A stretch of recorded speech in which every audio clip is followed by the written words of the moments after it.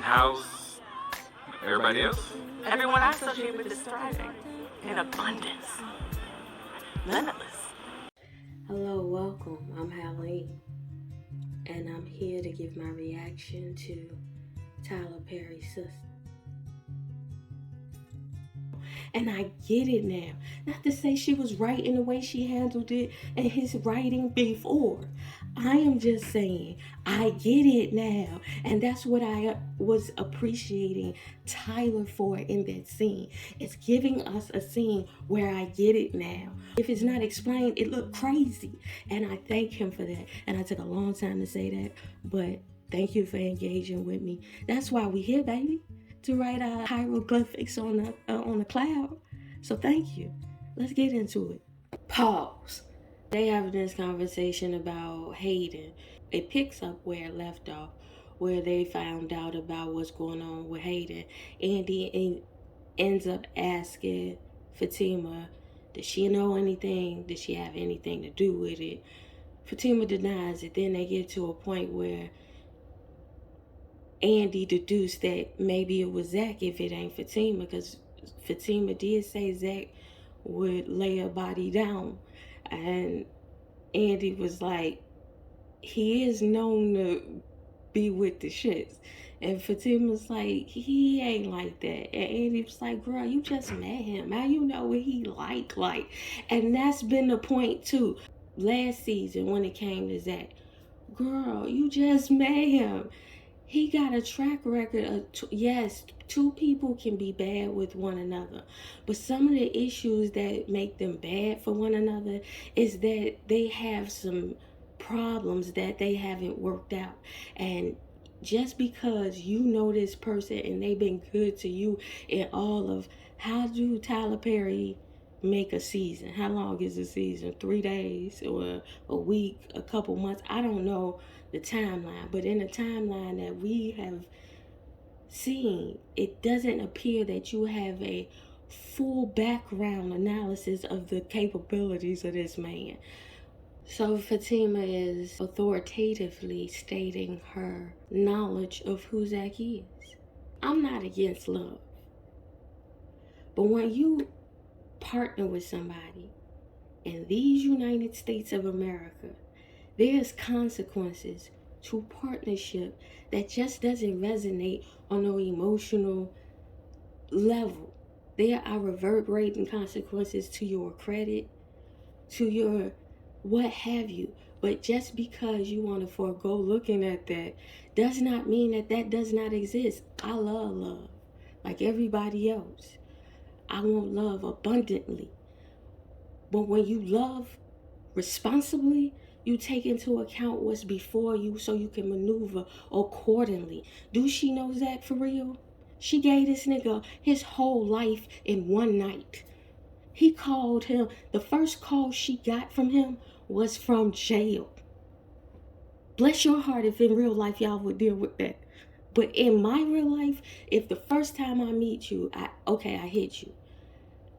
But then I get into this program and you complaining about filling out application for an opportunity? Are you serious? Nigga, you need more people. But I say all that to say, cool, Fatima, love this nigga. He might be the best thing yet to ever come into and your life, in the words of Anita Baker. But there should be acknowledgement of the person in front of you. Yes, they are grand in all their splendor, but the whole person you take account of so you can know how to maneuver and they can know how to maneuver best with you. So Andy is pressing it. Why are you having this? This is what I'm talking about, shit, when you eating. If this is the homie, Fatima, you don't want to talk about it right now? All right, let's go out for drinks. Or better yet, slide on me. Or I'm going to slide on you. We're going to have a discussion. But this seems like inappropriate timing to have it. It's, girl, why are you pressing? It's the homie. Shut the fuck up.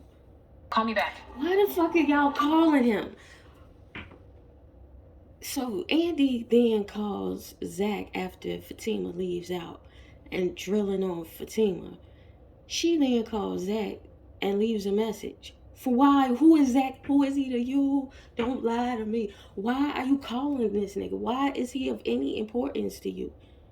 I guess Andy feel like Zach really about laying the body down because she kept calling till she got him, and he answered. She trying to figure out what, telling him to meet up with her because Hayden dead. He talking reckless on the phone. What he gonna do to a nigga? Why he don't know what happened already? So that was that scene. I had to pause it right there because we down to Karen's salon, and she messed around with the messed around and messed around and got some customers out of nowhere. Bless your heart. I hope it turns around for it's turning around for me, around for me. So I guess Karen got her old customers back down to the salon. She doing somebody hair, and they're talking about who she dating and why she getting her hair done on a Wednesday, and it's because she dating this white boy who real country, who we know is about to be Preston. And then Karen seems suspicious of it, and she's asked to figure out who's the guy's name when he comes to pick her up down to the salon. And then it's followed up by Pam coming into the salon.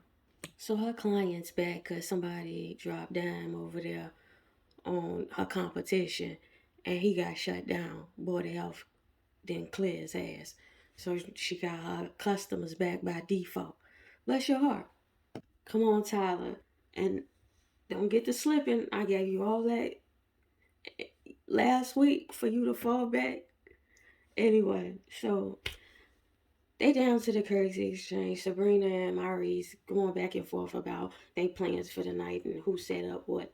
Then Maurice just basically barked at her and told her she got some customers, and she for the first time say, "Don't talk to me like that." She finally goes to speak to the customers. He get a call from Q. No inmate collect call. Like, do you want to take this call? He immediately pick up to Q on the phone. So now we slipping back into that fantasticalness. I don't know if this is just him being audacious like a motherfucker, or what it is that got him to call his victim to ask him for a place to sleep, all because he said sorry. See, this is what I'm talking about. This is the same pattern of other characters' behavior. So I don't know if this is a pathway for him to be sleeping on Maurice's couch, but this audacious like a motherfucker nigga had the nerve to put Maurice's address down as a place where he's supposed to sleep at, and he don't see a problem with it. So if this is you writing this nigga into the plot, I don't want it. I'm gonna have to give up on it for real. Now I'll be rewriting the history of Danni because I didn't like Danni's character on episode 1 when she was talking out her neck about she'll let a mouse be her man if he paid her rent or some shit like that. So this whole glow up, I'm loving it. The problem with it though, it's inconsistent with who you were before. So now when you come down on Karen, so let me explain the scene. We down to the airport where Danni is about to bust a crime, and she on the phone with Karen, and Karen is trying to invite her down to see Preston take this girl on a date or whatever. And Danni like, girl, I'm not with that. Like, girl, no, I'm not trying to be messy and you messy. You want everybody to be miserable like you. And she going very maturely about, see, if this was the character, I think the narrative could have moved different. But because you had them like children who just had jobs and assets, we couldn't get no story. See, here's where I'm confused. So we gonna dumb Karen down. Maybe I'm high. Well, who is this character? This that jujitsu pinch? Okay.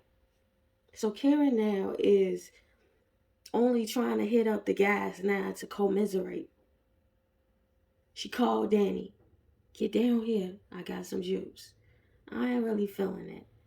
She called Andy. Andy, I need to talk to you. Woo de woo. I'm mad at Danni because I tried to warn her. That's what we do for one another. Albeit Andy is right in this situation. But let's not act as if Andy ain't been on that shit. Now I'm glad for the glow up as well in the maturity department, comma. However, that isn't consistent. So now this is a new story. Karen at times had the most. That's why she was the character that made the most sense to me in the beginning. Then out of nowhere, it took a fork in the road and lost me. I tried to hang in there because of the pregnancy and all of that shit. And I'm not mad at the character. I'm just confused by it. Because it's like, is this what is being written to kind of mature the rest of the characters? Because if you really want to be honest, the most immature character to me was Sabrina. But let's get back to it. So I don't know if it might just be me, but I feel like I'm missing something down to the airport. So now Danny grabbed this girl getting off the plane. Guy she suspected to be a pimp. She then detains the girl to hold her so the police could come because she called up. They come down. He runs away. She throws a shoe like a ninja of some sort and hits him at the perfect spot that would make him fall forward. And then she tracks him down and gets him handcuffed by the police.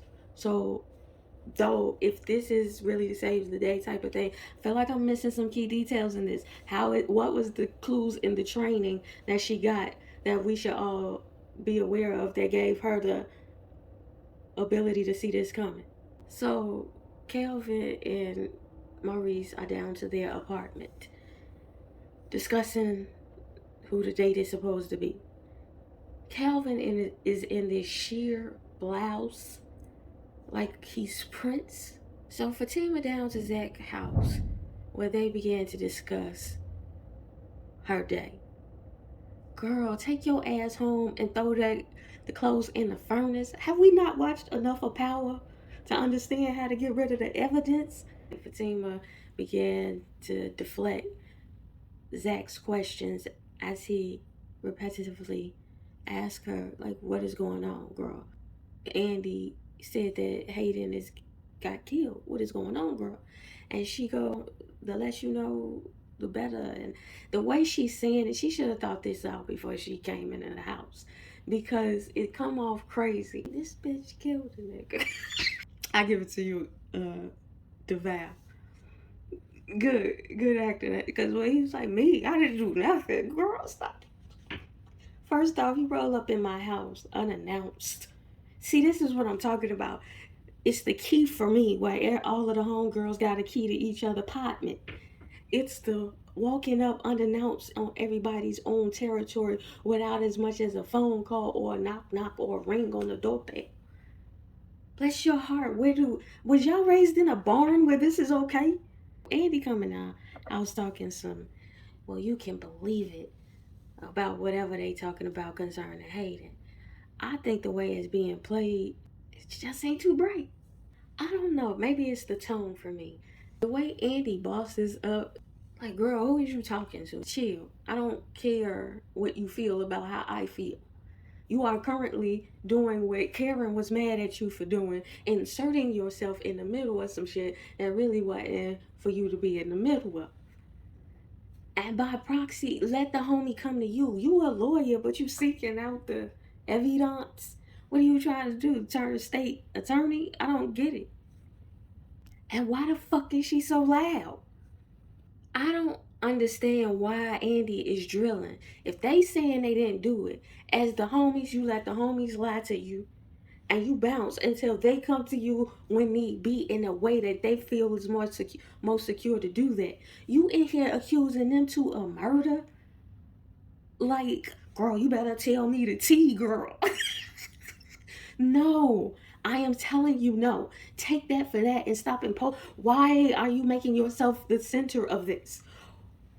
Girl, this is why this could have been nipped in the bud 10 episodes ago when you could have just told the police or the boss, the real boss, fucking tell London Bridges ass that this nigga was stalking you. But no, you want to play with the nigga.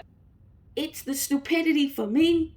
I'm really getting annoyed with this scene because Andy is getting on my Mickey Ficky nerves in this motherfucker. You're not even that type lawyer. But you are trying to get to the bottom of it. For what? And idiot is screaming the possibility and telling them that they're the criminals. Shut the fuck up.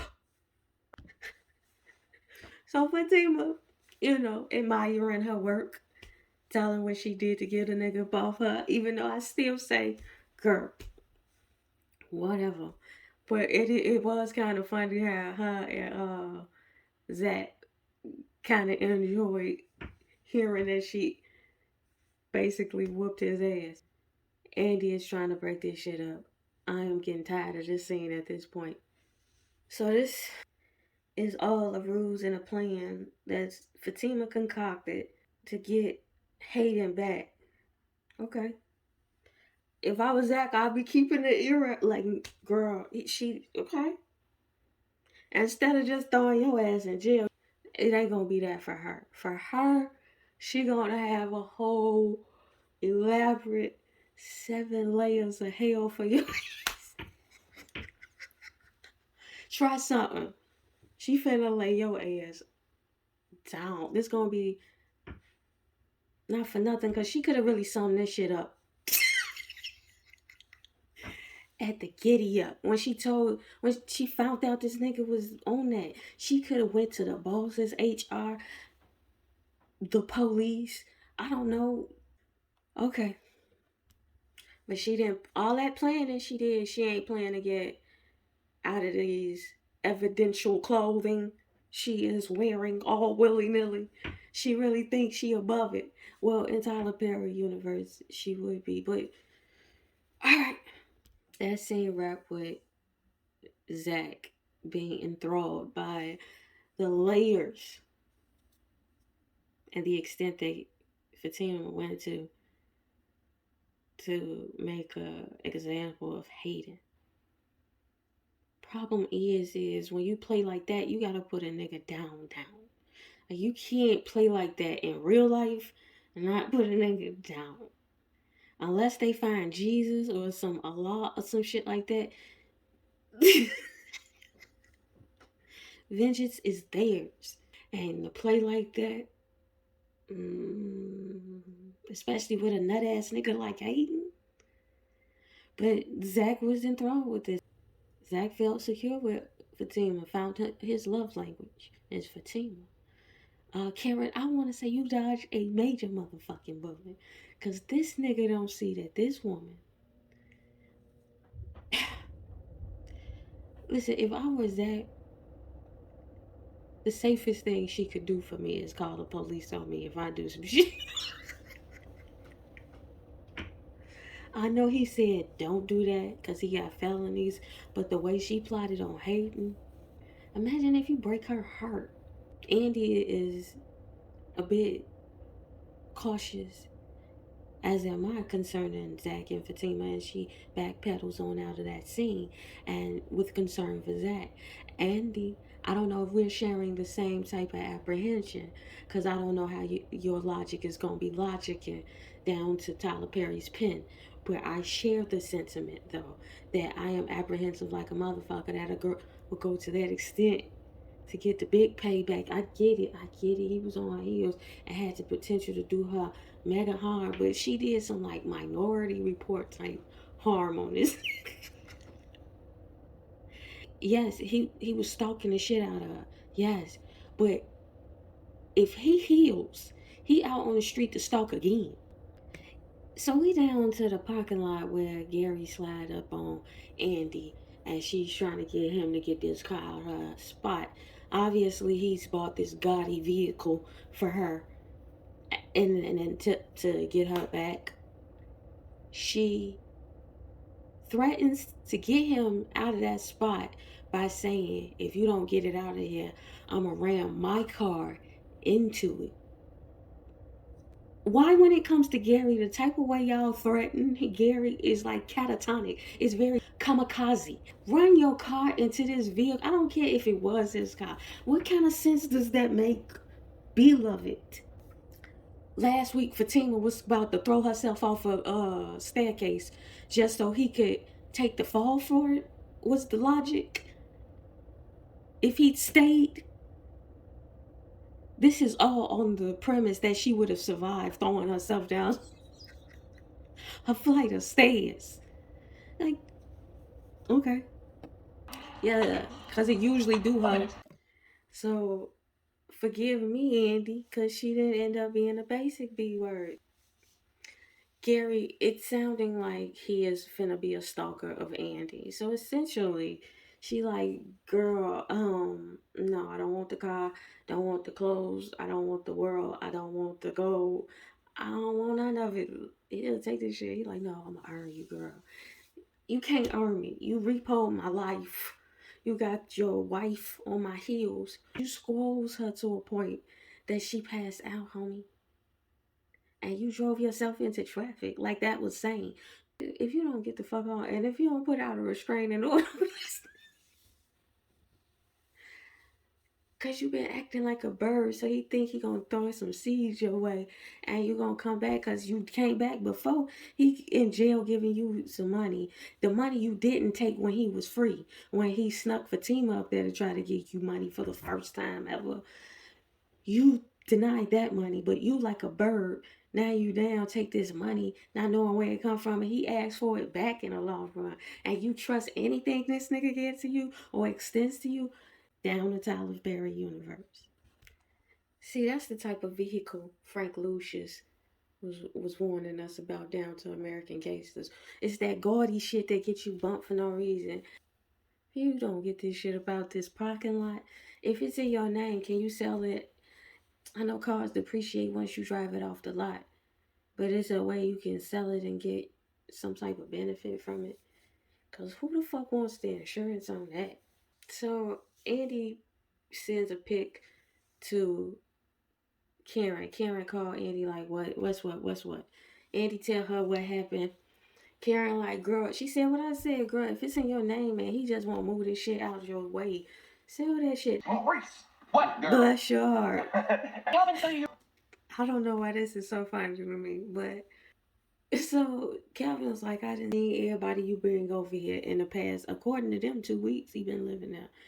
So that means Fatima knows Zach less than 2 weeks, but I'm not going back. Nope. Calvin brought a more feminine leaning man to meet Maurice. Maurice is like, no ma'am, we don't belong together. That's not how that works, according to Maurice. Calvin is like, you being prejudiced because this is a man. And you don't like him because why? He got on makeup. Maurice like, girl, I like what I like. Well, so Maurice is explaining why it doesn't work. And homeboy's like, listen, he right. We not going to be bumping uglies together. That don't work. Calvin is feigning. See, this is what I don't understand. Why doesn't Calvin understand what he's saying? That's why it was funny to me. It's like, I mean, maybe Calvin got a point. So we down to Karen's salon and Preston come in as we knew he would. Figure out who he is. They never met, huh? Preston then offers to pay for homegirl hair. Karen go, you would do that? Girl, I'm gonna need you to shut the fuck call up. I don't need your sideline commentary. Let me process what I'm gonna do. I don't need your commentary or undo. Girl, why do you care how you getting paid? That's probably why they leaving your shit. Just take the money how it comes. Especially if it's legal money. It wouldn't be a show if they didn't insert themselves on each other unduly. See, Danny, I thought we was growing up. What the fuck? Why you take your ass down to that salon? Like, why you care, Danny? You read him his rights. So that's where it ends, girl. I was apprehensive last week about the way, and I don't regret the way I did my review last week. Even this episode is not as redundant as it consistently has been. Maybe I'm just disappointed because so we back here to and then what? So you go down here, the same with the, and then what to Andy, and then what Andy? You drill on them to get the information. For what? This episode feel like a regression. Danny, I can't give big ups to you, and then you take your ass down, and it's giving acrimony multiples, like the clone of acrimonies. So now we got Karen stalking Zach. Okay, albeit she pregnant, but he got money. He didn't pay her off. He didn't pay her what he owed by his calculation. All the while, she's still on his heels and whatnot. Even if it's miscellaneously, it's giving acrimony. Now you got Danny speaking logically over. I don't. So what was all that for the first episode? Was it you hearing the complaints last season and then summing up, like trying to wrap up what was being complained about in the first episode? Because I really feel like the Tyler Perry show that he does at the end of the season really be like a focus group. You comb through the internet to find out what they're saying about what you did. You summarize an explanation for last season on the first episode. Let me stop saying I don't know. I do know. It is what it is. It is the happy meal of television, and you get what you get. Maybe I was overly excited because I really felt like this was going to be upward and onward with his writing. See how we can improve upon our visions and our dreams based on the efforts of a billionaire, Tyler Perry. Impossible is nothing, y'all. I hope y'all possibilities are rooted in love, though. To the ethos, to the future, I say so.